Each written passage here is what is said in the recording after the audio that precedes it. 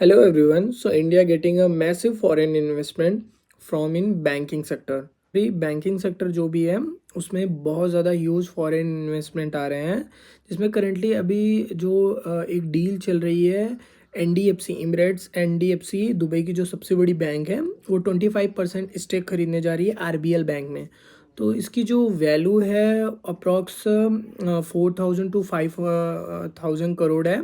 Overall $600 million dollar का investment है अपने इसमें। रीज़न ये है कि बैंकिंग सेक्टर क्यों ज़्यादा बूम कर रही है अपने इंडिया में, क्योंकि जो बैंकिंग सेक्टर की स्टेबिलिटी है और जीडीपी की जो ग्रोथ है, सो फॉरेन इन्वेस्टर का बिलीव बिल्ड हो रहा है कि वो इंडियन बैंकिंग सेक्टर में अपने इन्वेस्टमेंट इंक्रीज करें। तो हमारे येस बैंक के साथ चल रही है। येस बैंक 2020 में बैंक करप्सी होने जा रही थी, क्योंकि उनके पास कैपिटल भी नहीं थे ऑपरेशन रन करने के लिए। सो मिट्सो बैंकिंग कॉरपोरेशन फ्रॉम जापान, वो जो है यहाँ पे 20% इक्विटी का जो है इन्वेस्टमेंट करने जा रही है, जिस $1.5 बिलियन का इन्वेस्टमेंट है। सो जितना फॉरेन इन्वेस्टमेंट बैंकिंग सेक्टर में आ रही है, क्योंकि जो फॉरेन इन्वेस्टर हैं उनका एक ट्रस्ट बिल्ड हो रहा है, क्योंकि गवर्नमेंट की जो फॉरेन रिजर्व है, देन इन्फ्लेशन रेट भी स्टेबल है, प्लस हमारा जो जीडीपी ग्रोथ है वो काफ़ी ज़्यादा डेवलपिंग मोड में है। सो यहाँ पे जो फॉरेन इन्वेस्टर हैं वो उनका जो इंडियन बैंकिंग सेक्टर है उनको ज़्यादा सपोर्ट मिल रहा है। सो अपकमिंग में गवर्नमेंट जो पब्लिक सेक्टर बैंक है, स्पेसिफिक पीएनबी एसबीआई, तो उस पर जो कैप लगाई हुई है 20% से, तो गवर्नमेंट तो उसको 20 to 49% तक ले जाने की बात हो रही है अभी।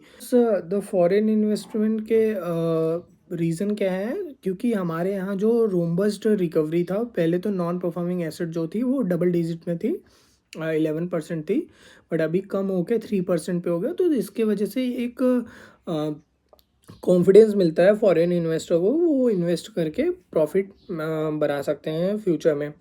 और दूसरा हमारा जो मैक्रो इंडिकेटर्स है, जिसमें फास्टेस्ट ग्रोइंग इकोनॉमिक है, प्लस उसके बाद लो इन्फ्लेशन है एंड फेवरेबल डेमोग्राफिक है, लाइक यंगर पॉपुलेशन और होगा। जो भी बड़े बैंकर इन्वेस्टमेंट बाहर से आ रही हैं, तो हमारा एक टेक्नोलॉजिकल ट्रांसफॉर्मेशन होगा और एक गवर्नेंस इम्प्रूवमेंट होगा, एक हमारा उनके साथ बेटर रिलेशनशिप बिल्ड होगा, फाइनेंशियल इंक्लूजन होगा, न्यू कैपिटल और बैंकिंग टारगेट होंगे, और प्लस ग्लोबल इंटीग्रेशन होगा align with Indian banking system, हमारा एक ग्लोबल रिकग्नाइजेशन भी होगा।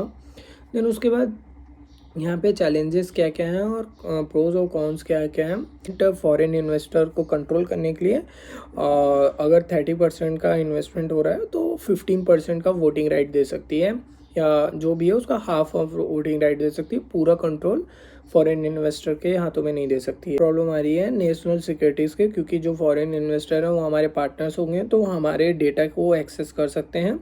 तो हमें उसके लिए भी एक रेगुलेटरी और एक चाइनीज़ बैंक से लिंक तो नहीं है, या चाइनीज़ इन्वेस्टर से लिंक तो नहीं है, क्योंकि हमारे लिए काफ़ी ज़्यादा नेशनल सिक्योरिटी पे बात आ जाएगी।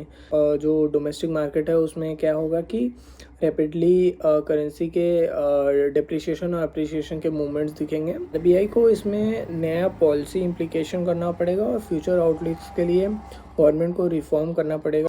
सो पॉसिबल नेक्स्ट मूव है, हमारे जो फॉरेन इन्वेस्टर आने वाले हैं वो आईसीआईसीआई बैंक में आने वाले हैं, एक्सिस बैंक में आने वाले हैं। तो बहुत सारे बैंक्स और प्राइवेटाइजेशन भी होंगे, क्योंकि इन्वेस्टमेंट ह्यूज आने वाली है।